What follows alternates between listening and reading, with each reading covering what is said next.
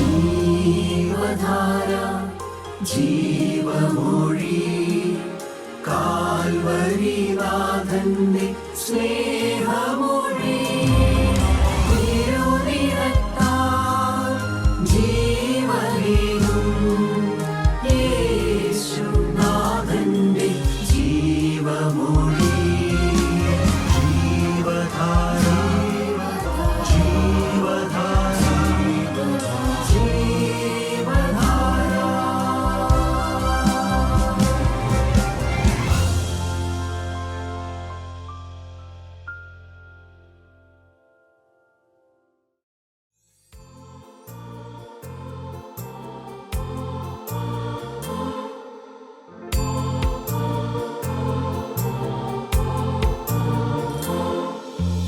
ദേഹം മണ്ണിലുപേക്ഷിച്ചു പ്രാണൻ പ്രിയനിൽ ചേരുമ്പോ ഗോളാന്തരങ്ങൾ താണ്ടിടും യാത്രയിലും പ്രിയൻ തുണ കാണും വാരുകരയിൽ ഞാൻ വീണ്ടെടുത്തോരിൻ സംഘത്തെ എന്നെ കാത്തു നിൽക്കും സംഘത്തെ എന്നെ കാത്തു നിൽക്കും സംഘത്തെ പാരിൽ പാർക്കുവാൻ പായുസി ഭാരങ്ങളധികം വേണ്ടിനി കാരിരുമ്പാണികളേറ്റവൻ ഭാരങ്ങൾ വഹിച്ചിടും ഞാനൻ പാദങ്ങൾ വച്ചിടും നീങ്ങിപ്പോകാത്ത പാറമേ എനിക്കായി പിളർന്ന പാറമേ എനിക്കായി പിളർന്ന പാറമേ.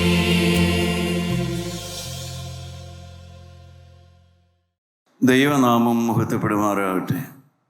യെശയ്യാ പ്രവാചകന്റെ പുസ്തകം 1-ാം അധ്യായം 3-ാമത്തെ വാക്യം നമുക്ക് വായിക്കാം. കാള തന്റെ ഉടയവനെയും കഴുത തന്റെ യജമാനന്റെ പുൽത്തൊട്ടിയെയും അറിയുന്നു, ഇസ്രായേലോ അറിയുന്നില്ല, എന്റെ ജനം ഗ്രഹിക്കുന്നതുമില്ല. ദൈവത്തിന് സ്തോത്രം. പ്രവചനമാണത്. പ്രവാചകൻ എന്ന് പറഞ്ഞാൽ ഭാവി പറയുന്ന ഒരാൾ മാത്രമല്ല. പണ്ടുകാലത്ത് കൈനോട്ടക്കാരുണ്ട്, അവർ ഒരു വിധത്തിൽ ഭാവി പറയുന്ന ആളുകളാണ്, ഫോർച്യൂൺ ടെല്ലേഴ്സ് എന്നൊക്കെ പറയും. പ്രവാചകൻ എന്ന് പറഞ്ഞാൽ ഭാവി എന്ത് എന്ന് പറയുന്ന, മനുഷ്യൻ്റെ ഭാവി എന്ത്, നമ്മുടെ ഭാവി എന്ത് നമ്മളോട് പറയുന്ന ഒരാളെയാണ് പൊതുവെ പ്രവാചകനെന്ന് എല്ലാവരും കണക്കാക്കുന്നത്. അതല്ല പ്രവാചകൻ. വേദപുസ്തകത്തിൽ പറയുന്ന പ്രവാചകൻ അഥവാ പ്രവാചകന്മാർ എല്ലാം ചെയ്തിരുന്നത് ഒരു കാര്യമാണ്. ദൈവത്തിൻ്റെ ഹൃദയം എന്താണ്, ദൈവത്തിൻ്റെ മനസ്സെന്താണ്, അത് ജനത്തെ മനസ്സിലാക്കുന്നതാണ് പ്രവചന ശുശ്രൂഷ എന്ന് പറയുന്നത്. മനുഷ്യരെ കുറിച്ചുള്ളതായ ദൈവത്തിൻ്റെ മനസ്സെന്താണ്, ദൈവത്തിൻ്റെ ഹൃദയത്തിൽ എന്താണുള്ളത്, അത് ജനത്തിന് മനസ്സിലാക്കി കൊടുക്കുന്നതാണ് വേദപുസ്തകത്തിലെ പ്രവചന ശുശ്രൂഷ എന്ന് പറയുന്നത്. യെശയ്യാ പ്രവാചകൻ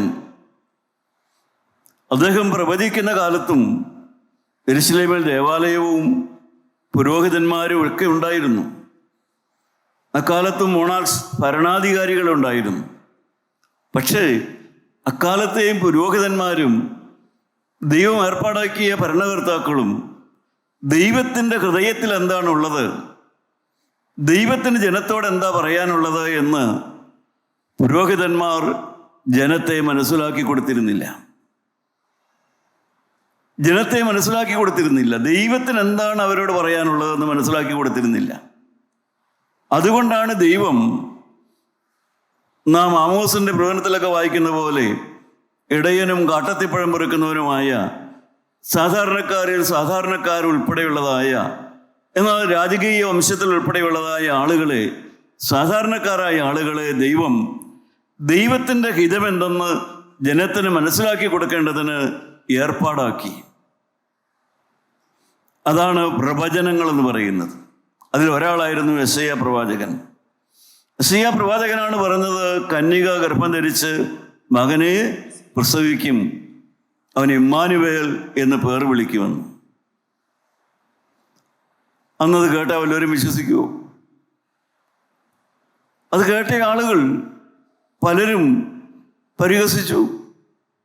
കന്യക ഗർഭം ധരിച്ച് മകനെ പ്രസവിക്കുമെന്ന് പറഞ്ഞാൽ അന്ന് ആരെങ്കിലും വിശ്വസിക്കുമോ?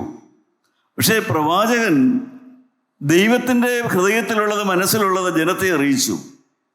അന്നും ആളുകൾ പരിഹസിച്ചു. പക്ഷേ കുറച്ചു പേരെങ്കിലും വിശ്വസിച്ചു. ഇന്നേക്ക് 2700 കൊല്ലം മുമ്പാണ് പ്രവാചകൻ പ്രവചിക്കുന്നത്. പ്രിയപ്പെട്ടവരെ, പ്രവാചകൻ പ്രവചിച്ച കാലത്ത് ബഹുഭൂരിപക്ഷം പേരും അവിശ്വസിച്ചെങ്കിലും കുറച്ചു പേരെങ്കിലും കന്യക ഗർഭം ധരിച്ച് ഒരു ശിശുവിനെ പ്രസവിക്കുമെന്ന് കാത്തിരുന്നു. കർത്താവായ യേശുവിൻ്റെ ഒന്നാമത്തെ വരവിന് വേണ്ടി. അന്നും എല്ലാവരും വിശ്വസിച്ചില്ല, കുറച്ച് പേര് വിശ്വസിച്ചു. ഇപ്പോൾ നാം 2700 കൊല്ലം കഴിയുമ്പോൾ നാം എന്താ പ്രസവിക്കുന്നത്? നാം എന്താ കാത്തിരിക്കുന്നത്? കർത്താവായ യേശുക്രിസ്തു രണ്ടാമത് വരുമെന്ന്. എല്ലാവരും വിശ്വസിക്കുന്നുണ്ടോ? ഇന്നും പരിഹസിക്കുന്നവരുണ്ട്, ക്രിസ്ത്യാനികളിൽ തന്നെയുണ്ട്. ക്രിസ്തു രണ്ടാമത് വരുമെന്ന് പറഞ്ഞാൽ അതിൽ വിശ്വസിക്കുകയല്ല, പരിഹസിക്കുന്നവരൊന്നുമുണ്ട്. പക്ഷേ ഒരു കൂട്ടം ആളുകൾ വിശ്വസിക്കുന്നു കർത്താവായ യേശുക്രിസ്തു രണ്ടാമത് വരുമെന്ന്. ദൈവമക്കളെ, എപ്പോഴും ദൈവം തമ്പുരാൻ എന്തെങ്കിലും പറഞ്ഞാൽ അതെല്ലാവരും അങ്ങനെ തന്നെ വിശ്വസിക്കണമെന്നില്ല. കാരണം മനുഷ്യൻ എപ്പോഴും ദൈവത്തിനെതിരായി ചിന്തിക്കുന്ന മനോഭാവക്കാരനാണ്. അതാണ് നാം വായിച്ചത്. കാള തൻ്റെ ഉടയവനെയും കഴുത തന്നെ യജമാനന്റെ പുൽത്തൊട്ടിയെയും അറിയുന്നു, ഇസ്രായേലോ അറിയുന്നില്ല, എൻ്റെ ജനം ഗ്രഹിക്കുന്നുമില്ല. Ox knows the master, the donkey his master's manger. പുൽത്തൊട്ടി അറിയുന്നു, ഇസ്രായേൽ അറിയുന്നില്ല. My people do not understand. എൻ്റെ ജനത്തിന് ഇതൊന്നും മനസ്സിലാകുന്നുമില്ല. ഞാൻ മക്കളെ പോറ്റി വളർത്തി എന്ന് പറഞ്ഞാൽ അതിൻ്റെ അർത്ഥം ഞാൻ എൻ്റെ മക്കളെ വളർത്തി വലുതാക്കി. ഇത്തനായ ദൈവം പറയുകയാണ്, ഞാൻ നിസ്സാരന്മാരെ വലിയവരാക്കി, അല്പന്മാരെ ഉന്നതന്മാരാക്കി, കഴിവില്ലാത്തവനെ കഴിവുള്ളവനാക്കി, വിദ്യാഭ്യാസം ഇല്ലാത്തവനെ വിദ്യാഭ്യാസം ഉള്ളവനാക്കി, പരീക്ഷയിൽ തോറ്റവനെ ഞാൻ റാങ്കുകാരനാക്കി. വേണ്ട, ഞാൻ കൊലപാതകനെ വിശുദ്ധനാക്കി, ഞാൻ വേശ്യയെ ശുദ്ധിമതിയാക്കി. ദൈവം വലുതാക്കിയ കാര്യമാണ് ദൈവം പറയുന്നത്. ഭിന്നിച്ചിരുന്നവരെ ഞാൻ ഒന്നിപ്പിച്ചു, ഞാൻ നിസ്സാരന്മാരെ മാനിച്ചു വലിയവനാക്കി. ഇത്തിനാധികം പറയുക, ഞാൻ പോറ്റി വളർത്തി, ഞാൻ വളർത്തി വലുതാക്കി ജനത്തെ.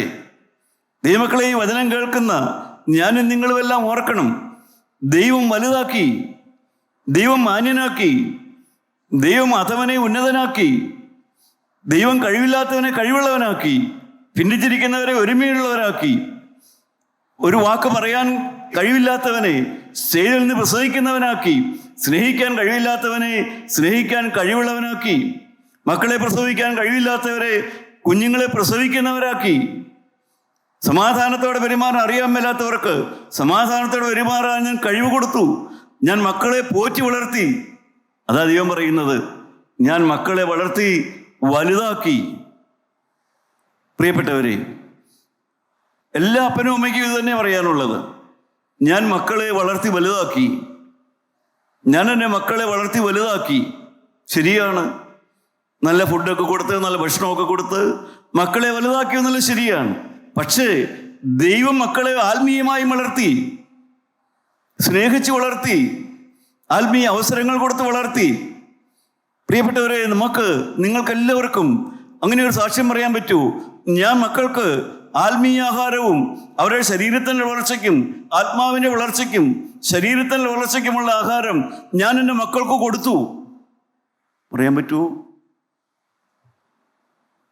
എൻ്റെ മക്കൾക്ക് ആത്മീയമായി വളരുവാനും വിശുദ്ധിയിൽ വളരുവാനും സ്നേഹത്തിൽ വളരുവാനും പരസ്പരം സ്നേഹിക്കുവാനും എല്ലാം ഞാൻ എൻ്റെ മക്കളെ എൻ്റെ കുടുംബജീവിതം കൊണ്ട് തന്നെ പഠിപ്പിച്ചു. ഞാനും എൻ്റെ ഭാര്യയും തമ്മിലുള്ള പെരുമാറ്റം കൊണ്ട് കുടുംബത്തിൽ എങ്ങനെയാണ് പെരുമാറേണ്ടതെന്ന് ഞാൻ എൻ്റെ മക്കളെ പോറ്റി വളർത്തി പഠിപ്പിച്ചു. പറയാൻ പറ്റൂ? ഞാൻ എൻ്റെ മക്കൾക്ക് ആത്മീയമായി വളരുവാനുള്ള അവസരങ്ങൾ ഉണ്ടാക്കി കൊടുത്തു, വേദോത്സവം കൊടുത്തു, അവരെ ദൈവവചനം കുടുംബ പ്രാർത്ഥനയിൽ വരെ പഠിപ്പിച്ചു.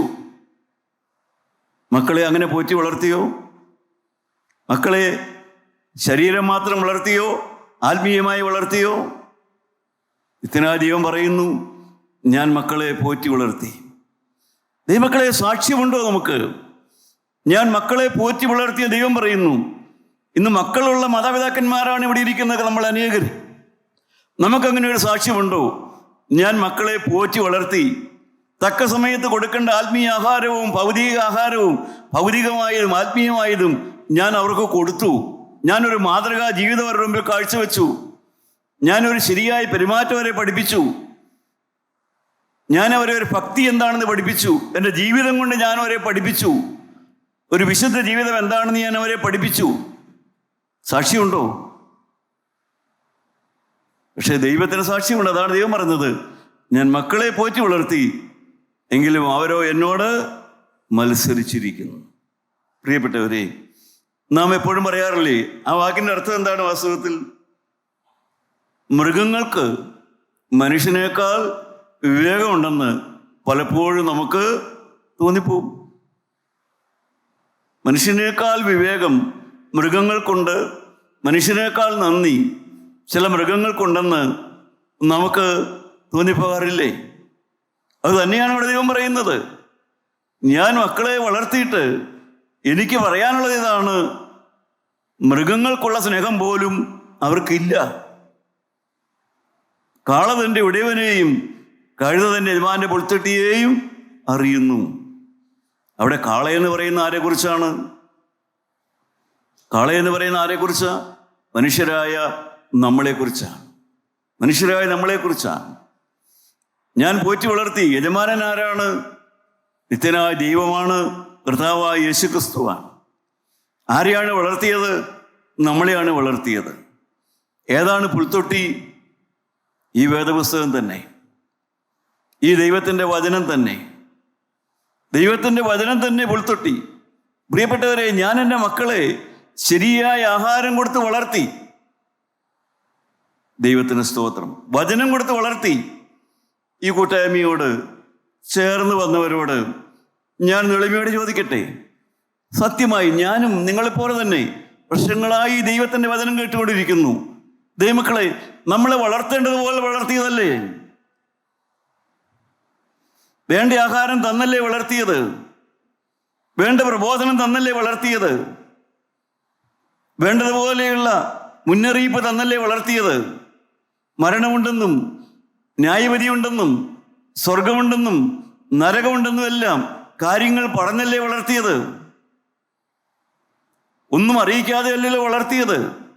ഒരു മരണമുണ്ടെന്നും ഒരു ന്യായവിധിയുണ്ടെന്നും സ്വർഗമുണ്ടെന്നും നരകമുണ്ടെന്നെല്ലാം അറിയിച്ചല്ലേ വളർത്തിയത്. പ്രിയപ്പെട്ടവരെ, ഈ കൂട്ടായ്മയിൽ സത്യമായും ദൈവം പറയുന്ന പോലെ തന്നെ ഞാൻ പോറ്റി വളർത്തി എന്ന് പറയുന്ന പോലെ അതുപോലെ തന്നെയല്ലേ വളർത്തിയത്. ഒന്നിനും കുറവില്ലാതെയല്ലേ വളർത്തിയത്. വിശുദ്ധ ജീവിതം എന്തെന്ന് പഠിപ്പിച്ചല്ലേ വളർത്തിയത്. ഒരു വിശുദ്ധ ജീവിതമുണ്ട്, അത് ജീവിക്കണമെന്ന് പറഞ്ഞ് പഠിപ്പിച്ചല്ലേ നിങ്ങളെ വളർത്തിയത്. എന്താണ് വിശുദ്ധ ജീവിതം? ഹൃദയം വിശുദ്ധമായിരിക്കണം. ശരീരത്തിൻ്റെ ഇന്ദ്രിയങ്ങളെ അതിൻ്റെ നിയന്ത്രണമില്ലാതെ വിടരുത്.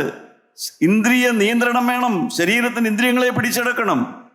ഞാൻ മറ്റുള്ളവരോട് സുവിശേഷം പറഞ്ഞ ശേഷം ഞാൻ തന്നെ കൊള്ളരുതാത്തവനായി പോകാതിരിപ്പാൻ എൻ്റെ ശരീരത്തെ, എൻ്റെ ഇന്ദ്രിയങ്ങളെ ദണ്ഡിപ്പിച്ച് അടിമയാക്കണം. ഇതെല്ലാം പറഞ്ഞല്ലേ പഠിപ്പിച്ചത്. ദൈവത്തിന് സ്തോത്രം. അതുപോലെ തന്നെ ഹൃദയപൂർവം ക്ഷമിക്കണം. പരസ്പരം ഹൃദയപൂർവം ക്ഷമിക്കണം. നല്ല ആഹാരം നിന്നല്ലേ വളർത്തിയത്. സ്വന്തം ഇഷ്ടമല്ല, ദൈവ ഇഷ്ടമാണ് നടക്കേണ്ടത്. ഇതെല്ലാം നമുക്ക് വിളമ്പി തന്ന ആഹാരമല്ലേ? ഇതൊക്കെ നമ്മുടെ ജീവിതത്തിലുണ്ടോ? ഇതൊക്കെ തന്നിട്ട് നമുക്ക് നന്ദിയുണ്ടോ? ഇതൊക്കെ തന്ന ദൈവത്തോട് നന്ദിയുണ്ടോ? ഇതൊക്കെ എനിക്ക് തന്നതാണല്ലോ, ഇത് ഈ ആലോചനയുള്ള എനിക്ക് തന്നതാണല്ലോ എന്നുള്ളതായ ഒരു സ്നേഹവും നന്ദിയും നമ്മുടെ ജീവിതത്തിലുണ്ടോ പ്രിയപ്പെട്ടവരെ? ഒരു വിശുദ്ധ ജീവിതത്തെക്കുറിച്ച് മറ്റനേകര് പഠിക്കാത്ത പാഠങ്ങൾ നമ്മുടെ പഠിച്ചിട്ടുണ്ട്.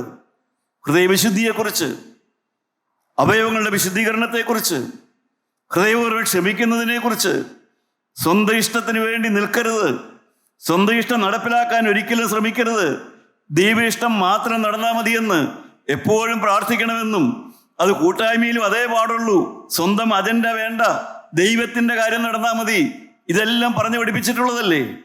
ഇതെല്ലാം നമ്മുടെ ജീവിതത്തിൽ നാം പാലിക്കുന്നുണ്ടോ പ്രിയപ്പെട്ടവരെ?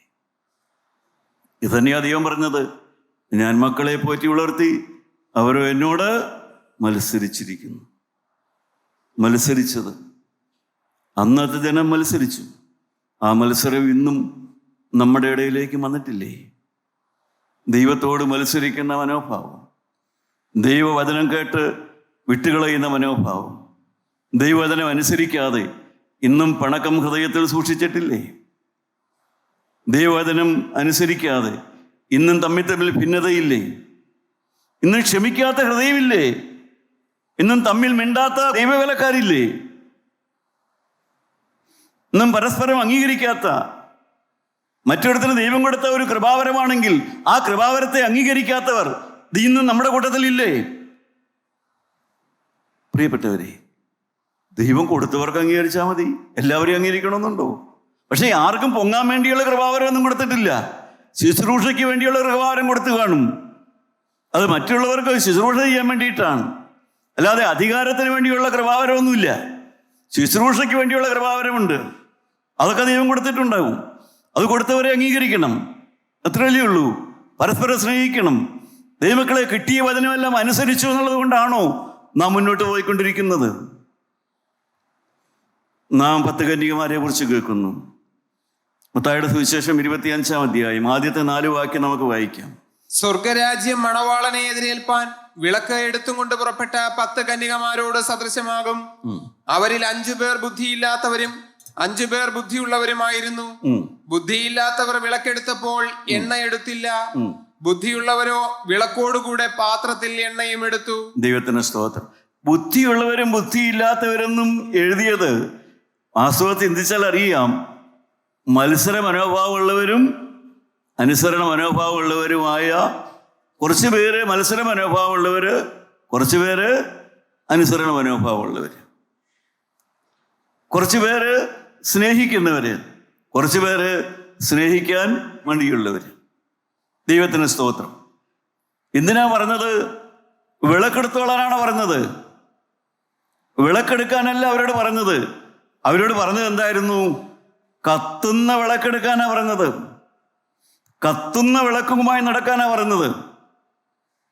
ദൈവമക്കളെ, കത്തുന്ന വിളക്കുമായി നടക്കണമെന്ന് പറഞ്ഞാൽ അതിൻ്റെ അർത്ഥം എന്താണ്? അതാണ് നാം ആദ്യം ചിന്തിച്ചത്. ഒരു വിശുദ്ധ ജീവിതമുള്ളവരായി ജീവിക്കണം, ഒരു വിശുദ്ധ ജീവിതമുള്ളവരായി തന്നെ ജീവിക്കണം. കത്തുന്ന വിളക്കുമായി നടക്കണമെന്ന് പറഞ്ഞു. പക്ഷേ 5 പേർക്ക് അതിന് തയ്യാറായി, 5 പേര് വളരെ ലാഘവമായി. അതൊക്കെ അങ്ങനെയൊക്കെ പറയും, സൗകര്യം പോലെയൊക്കെ ചെയ്യാം, പറച്ചിലൊക്കെ അങ്ങനെ പറയും, പക്ഷേ സൗകര്യം പോലെയൊക്കെ ചെയ്യാം എന്നുള്ള മനോഭാവത്തോടെ 5 പേര് മത്സര മനോഭാവത്തോടെ തന്നെ വന്നു.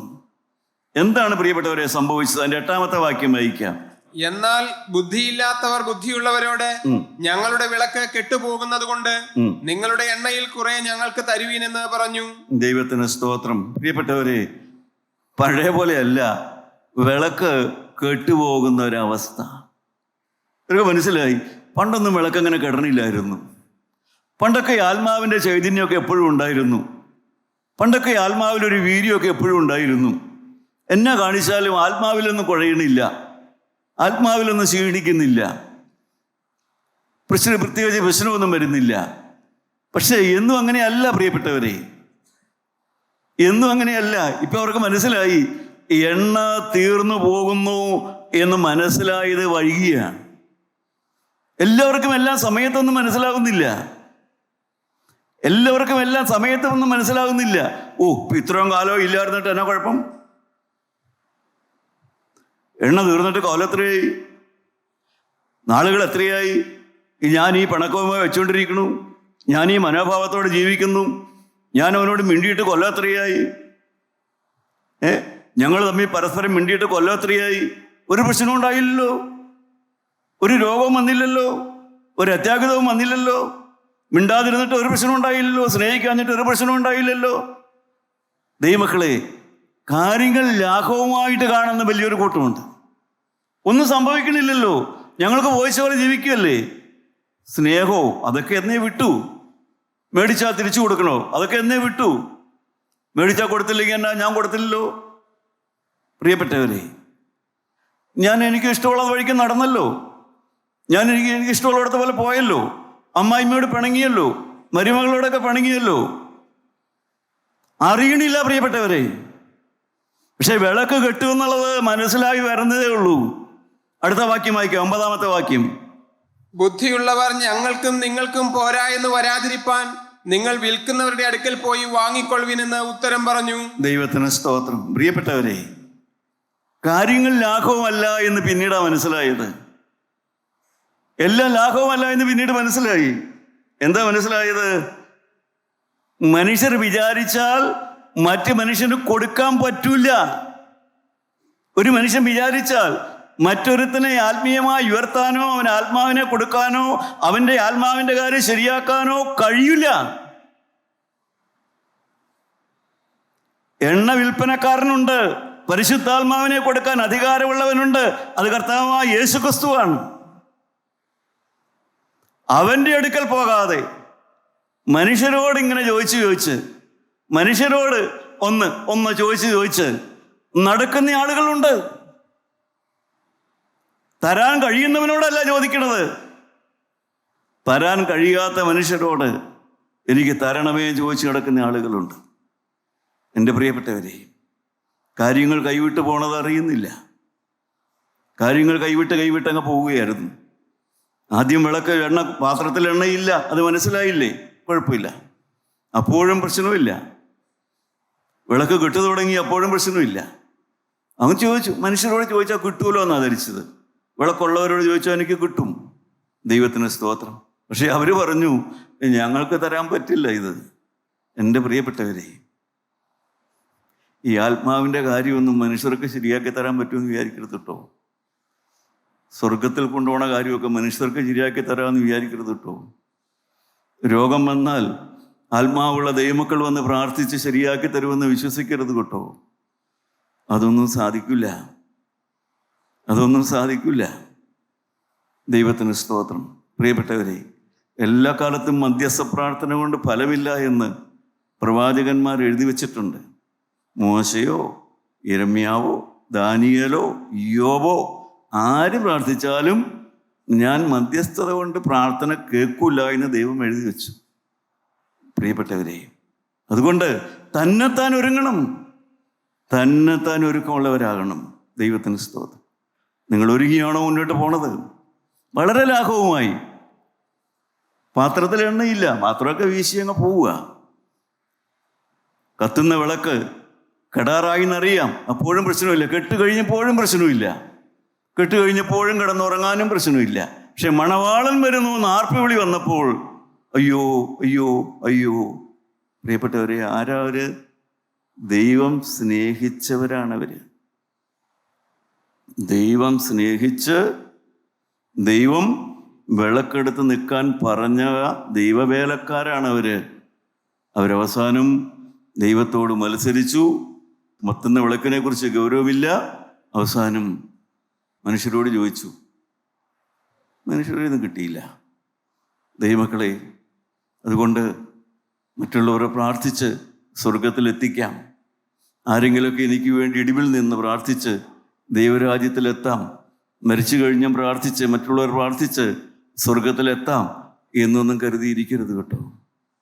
ഇപ്പോഴാകുന്നു സുപ്രസാദകാലം, ഇപ്പോഴാകുന്നു രക്ഷാദിവസം. ഇന്ന് നീ ദൈവത്തിൻ്റെ ശബ്ദം കേൾക്കുന്നുവെങ്കിൽ നിങ്ങളുടെ ഹൃദയത്തെ കഠിനമാക്കരുത്. ദൈവമക്കളെ, നഷ്ടപ്പെട്ടു പോയി എന്ന് ഓർക്കണം. സ്നേഹിച്ചവരാണ് നഷ്ടപ്പെട്ടു പോയത്. ദൈവം സ്നേഹിച്ചവരെ തിരിച്ചങ്ങോട്ട് സ്നേഹമില്ലായിരുന്നു. തിരിച്ച് ദൈവത്തെ സ്നേഹിച്ചില്ല. ദൈവത്തിന് സ്തോത്രം. എൻ്റെ പ്രിയപ്പെട്ടവരെ, ഞാൻ ഓർക്കാറുണ്ട്, ഞാൻ ജനിക്കുന്നതിന് 2000 കൊല്ലം മുമ്പ് ദൈവം എന്നെ സ്വർഗത്തിലെത്താനുള്ള വഴി ദൈവം ഒരുക്കി വെച്ചു. ലോകസ്ഥാപനത്തിന് മുമ്പേ ദൈവത്തിന് അറിയാം ഞാൻ ജനിക്കും. ഞാൻ ജനിക്കുന്നതിന് 2000 കൊല്ലം മുമ്പ് ദൈവം എന്നെ സ്വർഗത്തിലെത്താനുള്ള വഴി ദൈവം ക്രമീകരിച്ചു. എന്താണ് ആ വഴി? കർത്താവായ യേശുക്രിസ്തുവിനെ എന്നെ സ്വർഗത്തിലെത്തിക്കാൻ വേണ്ടി ദൈവം കാൽവരിയിൽ തൻ്റെ പുത്രനെ യാഗമാക്കി വെച്ചു. പക്ഷേ എനിക്ക് വേണമായിരുന്നു, എനിക്ക് ആവശ്യമുണ്ടായിരുന്നു, എനിക്ക് വേണമായിരുന്നു. ദൈവമക്കളെ, വലത്തെ ഭാഗത്തെ കള്ളന് അന്നാണ് അവന് വഴി തുറന്നത്. അവന് വേണ്ടി വഴി തുറന്നത് അന്നാണ്. അവൻ അന്ന് തന്നെ ആ വഴിയിലൂടെ പോയി. എന്നാൽ എനിക്ക് വേണ്ടി വഴി തുറന്നത് 2000 കൊല്ലം മുമ്പാണ്. സഹോദര, നിനക്കും ഒക്കെ വേണ്ടി വഴി തുറന്നത് 2000 കൊല്ലം മുമ്പേ നിനക്ക് സ്വർഗത്തിൽ പോകാനുള്ള വഴി ദൈവം തുറന്നു വെച്ചിട്ടാണ് നിന്നെ ഈ ഭൂമിയിലേക്ക് അയച്ചത്. ആദാമിന് തിന്നാനുള്ള ആഹാരവും ജീവിക്കാനുള്ള മാർഗവും പർദീസായിൽ ഒരുക്കിയിട്ടാണ് ദൈവം ആദാമിനെ സൃഷ്ടിച്ചത്. സൃഷ്ടിച്ചതിന് ശേഷമല്ല. ദൈവമക്കളെ, ഞാൻ ഈ ഭൂമിയിലേക്ക് വന്ന് ഞാനിവിടെ വന്നൊക്കെ വചനമൊക്കെ കേട്ട് മാനസാന്തരപ്പെട്ടതിന് ശേഷമല്ല എനിക്ക് വേണ്ടി സ്വർഗത്തിൽ പോകാനുള്ള വഴി ദൈവം ഉണ്ടാക്കിയത്. ആ വഴി 2000 കൊല്ലം മുമ്പേ ഉണ്ടാക്കി. പക്ഷേ ഞാൻ ആവശ്യക്കാരനായില്ല. ദൈവമക്കളെ, നമ്മുടെ തലകളൊന്ന് വണക്കി ചിന്തിച്ച് നോക്കൂ. ദൈവത്തിലെ നിനക്ക് വേണ്ടി ആ വഴി 2000 കൊല്ലം മുമ്പേ ഒരുക്കി. കാൽവരിയിൽ നിനക്ക് സ്വർഗത്തിൽ പോകാനുള്ള വഴി, നിനക്ക് സമാധാനത്തിൽ ജീവിക്കാനുള്ള വഴി, നിനക്കുള്ളവരെ സ്നേഹിക്കാനുള്ള വഴി ദൈവം നിന്നെ പോറ്റി വളർത്തി. പക്ഷേ നീയോ മത്സരിച്ചു. ദൈവം നിന്നെ വലുതാക്കി, നീ മാനിച്ചില്ല. ദൈവം നിന്നെ ഉയർത്തിയെടുത്തു, നീയോ കരുണ കാണിച്ചില്ല.